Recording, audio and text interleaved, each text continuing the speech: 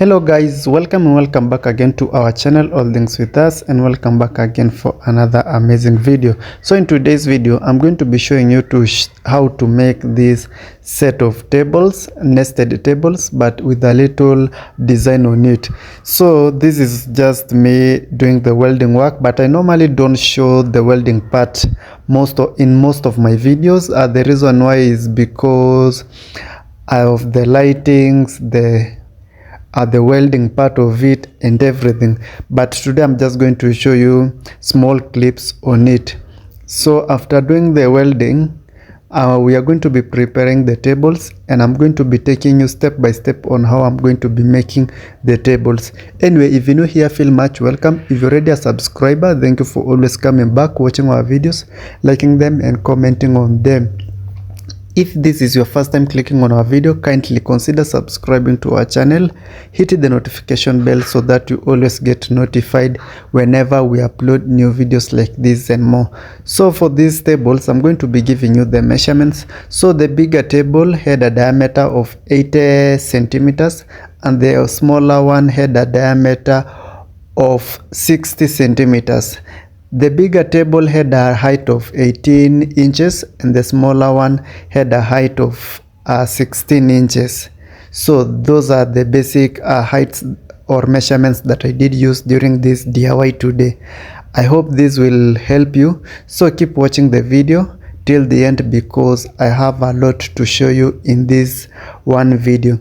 And if you haven't watched our previous videos, kindly visit our channel, watch more of our videos, comment on them, share with your friends and family. So let's start this video.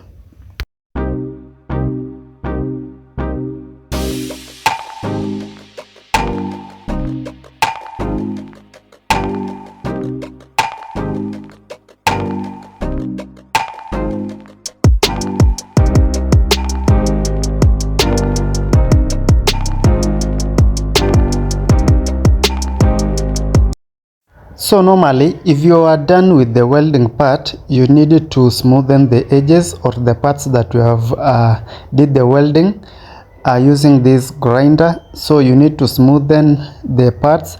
Also, off camera, you need to, if the edges or the parts that we have joined in this process are not soft enough, or they have gotten some holes, or they are not that smooth, you will need to use a body filler. Mostly I use a car body filler. You can just Google that or ask on you around.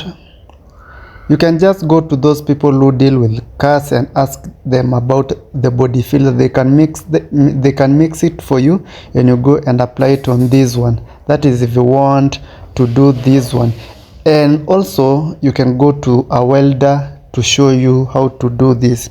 Then the other thing that I wanted to use was this special standard thinner. Also, I was going to be using this in C primer service gray.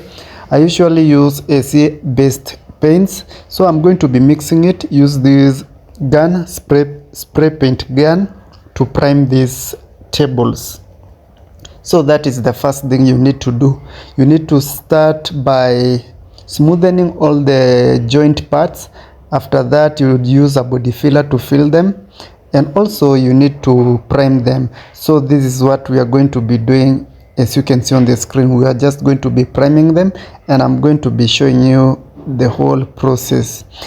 I'm just giving you these details because sometimes I get comments about there are some people who really want to know more about this one, because I think they want to try something like this. That's why I'm going to be taking you and explaining everything in this video today. I hope you will not get bored, because I'm going to be talking more and more in this video. So you can see that I'm going to be priming it, and I'm going to be leaving it to dry, and then after that I'm going to be mixing my gold color, because my client wanted the tables to be gold and white with a marble finish, which was white with some black and grays, but you are going to be seeing later on in the video. So as you can see, after priming it, we are going to be applying the gold color. As you can see, we have started spray painting it, and after spray painting it also we are going to be leaving it for some time to dry up. And as the tables are drying, I'm going to be starting making the tops, and I'll be using an MDF board to make the tops, but we'll see as the video goes by. So you can just see this is something you can do it on your own. It's not very hard. If you get a very good director or someone to direct you or guide you during these processes, I'm sure you can try something like this. So you can just go to the welder, use the measurements that I've told you, give him the measurements to make you the frame. And if you don't have this machine, you can just go to those guys who do the paint work, the car paint work.